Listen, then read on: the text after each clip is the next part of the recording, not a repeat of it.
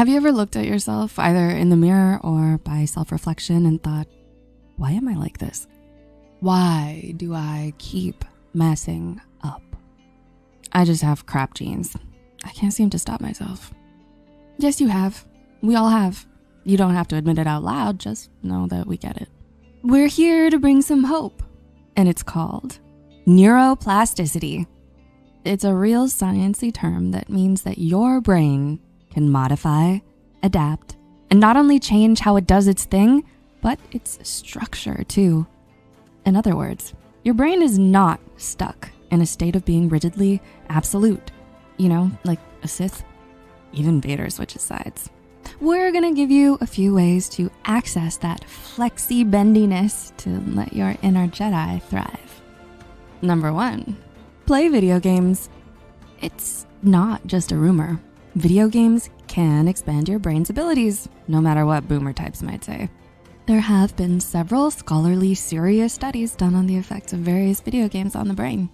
They've been found to increase and improve a wide range of functions like problem solving, decision making, and motor coordination. And that's just the tip of the proverbial iceberg. If you take a step back and think about it, it makes sense, especially with how intricate and advanced video games are today. They give us life function practices by mimicking in real life interactions. So like, no, you're not gonna open your door to see World of Warcraft's Stormwind City across the street, but as a player, you'd recognize it in game. In fact, you'd recognize lots of regularly visited places within the game. This extends to having better scene recognition overall in real life. Video games basically trick you into practicing something for several hours. Not that we'd know anything about that. Number 2, breathe deeply. It sounds cliche, but it's true. There's breathing, and then there's breathing. When you take those all the way down belly breaths, that's deep breathing. When you do this, it's like a quickie mini meditation.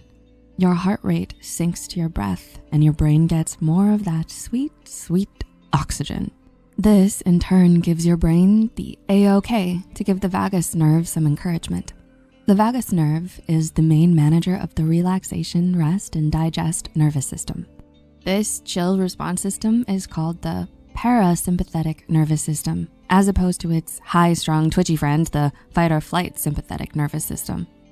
Letting the parasympathetic nervous system regularly get more playtime will eventually rewire your brain to keep the intensity of the fight or flight system under better control.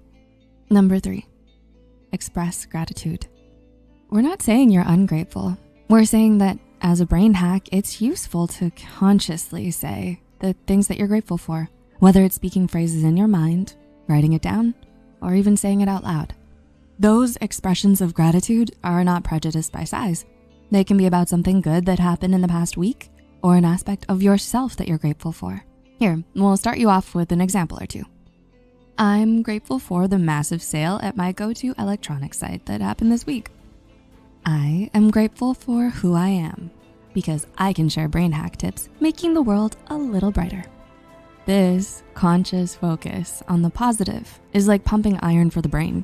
Reps of gratitude practice have been found to strengthen things like social intelligence, motivation, and altruism. Number 4, make some music. Hey, if you have Rock Band or Guitar Hero, you could combine this with the first hack we mentioned. If you've ever dabbled in the practice of playing an instrument or doing weekly karaoke jams, you've made music.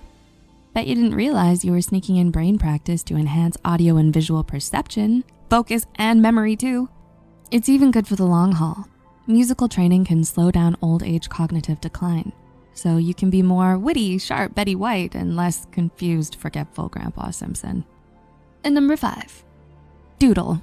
Ha! In your face, elementary school teachers. If you ever got in trouble for doodling when you were a kid, you can now rest assured that you were simply exercising your brain. You were ahead of your time. Art students were found to have enhanced creative abilities while practicing, and even casual doodling was found to have benefits. So no matter how trained or untrained you may be, simple doodling can improve imagination, focus, memory, and confidence. So there you have it. Are you surprised? We're guessing you've done one or more of these things and might have felt guilty for doing it rather than more important things.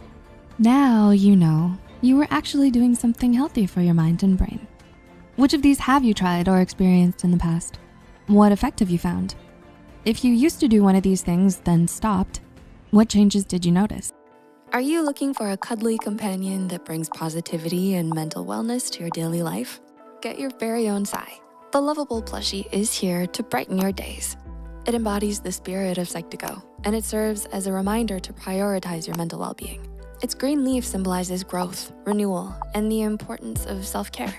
Whether it's for yourself or as a thoughtful gift for a loved one, Psy is ready to be your snuggly friend through all of life's ups and downs. Buy your Psy plushie today. Link is listed in the description box.